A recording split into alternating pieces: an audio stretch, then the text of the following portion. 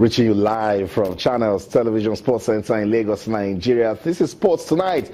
Thanks for joining in. I'm Austin Okonakwa, and it's still an action-packed world of sports. On the show tonight, I will play some football. Yes, of course, the FIFA Confederations Cup is still ongoing. We will take a look at match day 26 of the Nigeria Professional Football League. We'll talk about the NBA. You know the NBA awards have been done, and yes, it is that guy that caught fire all season, Russell Westbrook. We'll talk about the NBA tonight on the show. We will give attention to the Nigerian Women's Premier League. Yes, action will resume tomorrow. We'll also talk about the Nigerian National League. A lot of football will get our attention. But on the show tonight, we're still scrutinizing newly elected presidents into the boards of the National Sports Federation. You've seen quite a number of them on the show. Tonight on the program, we're giving attention to handball. What's it about handball in Nigeria?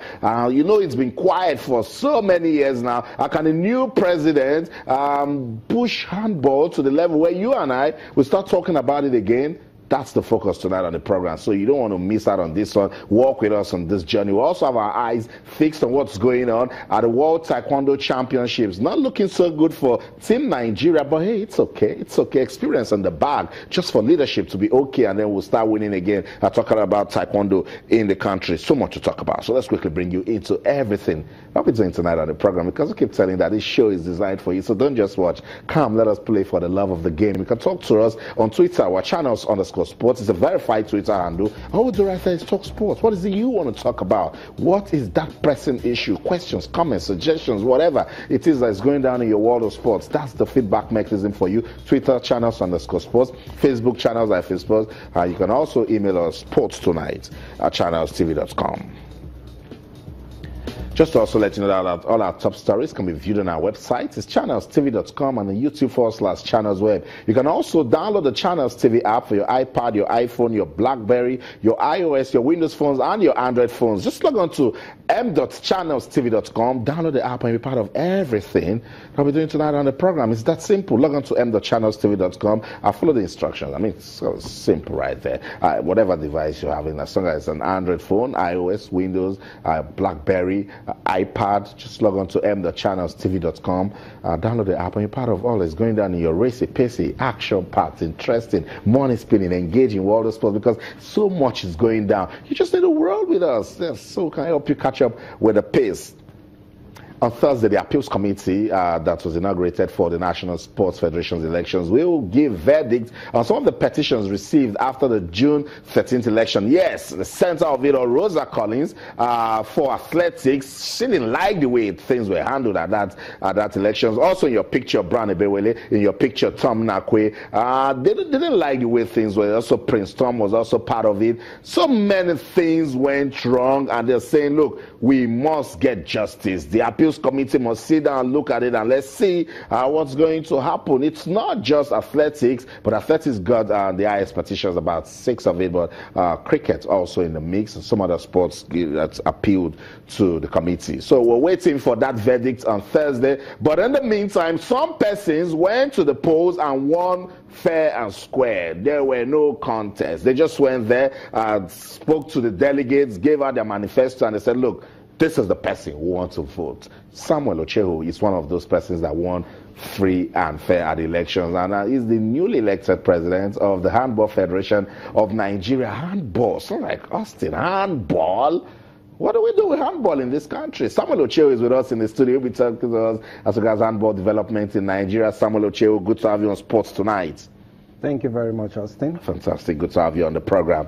Let's start it this way. Let's go on a journey. In the last 10 years, what does handball in Nigeria mean to you? Okay. Austin, firstly, one of my missions is to change that impression you just gave right now. That body move of handball. What is handball? I intend that in 4 years' time, when we'll be giving account of our tenure, that expression would have been changed to, wow, so this handball is as good as this. That is what I want to have in the minds of people by the time I leave. And I hope people will judge us by that, this current board by that when we leave. Okay, handball in the last 10 years, what has it been? Honestly, if I give a scorecard of handball in the last 10 years, I will personally score it very low. Handball has not gone as it should have gone. Instead, handball have moved south instead of moving north. And That is the worry of every handball player today. All handball stakeholders are worried that handball has not moved the way it should have been moving.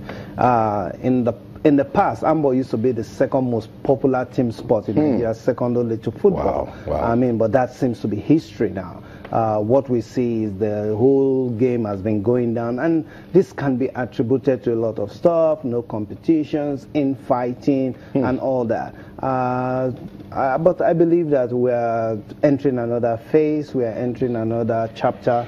We're still reading the same book, but we're moving into another chapter. But I believe that this time, this chapter will become more interesting. And I like the way you've just started. You've identified the problems, which is very important. When you go on a research, the first thing to do is to identify the problems. Samuel, you've done that. How do we start tackling these problems? Okay, I talked about, I will look at it again in this format. First of all is to provide leadership. If the foundation be destroyed, if I borrow from the Bible, if the foundation is destroyed, there's nothing the righteous can do. So it is about putting the right foundation in place for other buildings to come on it. And it's about having the right structure. I think right now the structure itself seems faulty. So we do not, there are a lot of stuff, the coaches are claiming powers, the referees are claiming, the players claiming powers, the board also claiming his own power. We need to put the right structure in place.